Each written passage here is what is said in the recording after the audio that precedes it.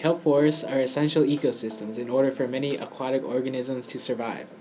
Kelp is a part of the Protista kingdom and is a plant that resembles a large brown algae or seaweed. It extends from the bottom of the seafloor all the way to the top.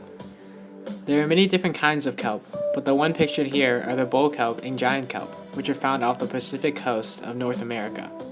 Kelp forests appear off the coast of oceans, between 30 to 60 degrees latitude, most commonly off the coast of California and Australia.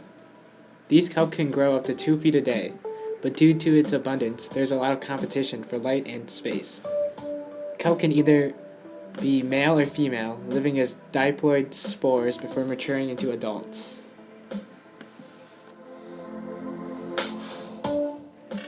Kelp forests have a very diverse ecosystem. Many aquatic animals make their home in kelp forests due to its camouflage and abundance of prey.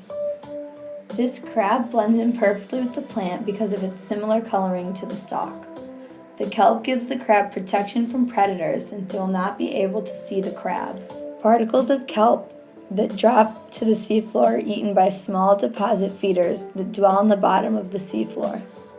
The living kelp itself is also a popular food for herbivores such as sea urchins. Sea otters are a keystone species as they control the sea urchin population. Without sea otters, sea urchin could destroy an entire kelp forest because they feed on the base of the kelp. There are numerous abiotic factors that influence kelp forests. Kelp relies on photosynthesis from the sun for energy and growth. In order for sunlight to reach the kelp, they must grow in shallow, open waters. If water has less turbidity, kelp can grow deeper. Turbulent water is also important, as it consistently brings in nutrients for the kelp. High nitrogen and phosphorus levels are important for kelp growth.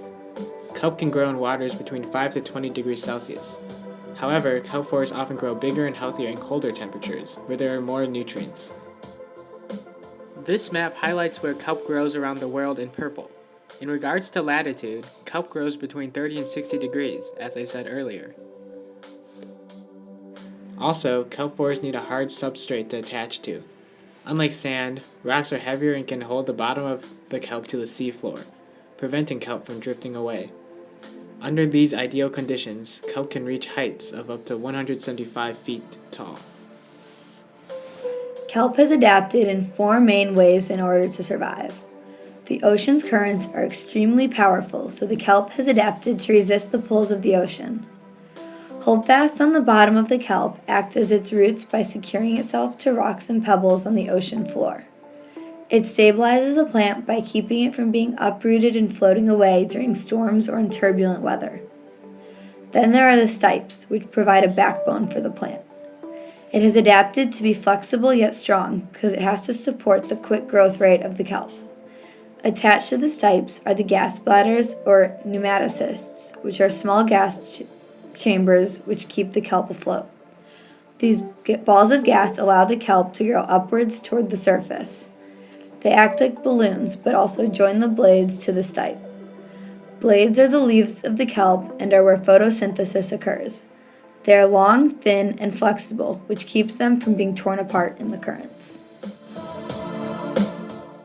Kelp forests are a very unique, diverse ecosystem that has adapted to its environment and surroundings since it came into existence about 20 million years ago. These underwater forests are unlike any other ecosystem in the way abiotic factors have to adapt and work together to keep it alive. Sunlight needs to reach the underwater blades to provide food for the kelp. Rocks are needed to secure the kelp in place, and the water itself must be cool and nutrient-rich. In turn, the kelp provides shelter and food to its surrounding animals. Fish, invertebrates, and mammals depend on kelp forests for survival.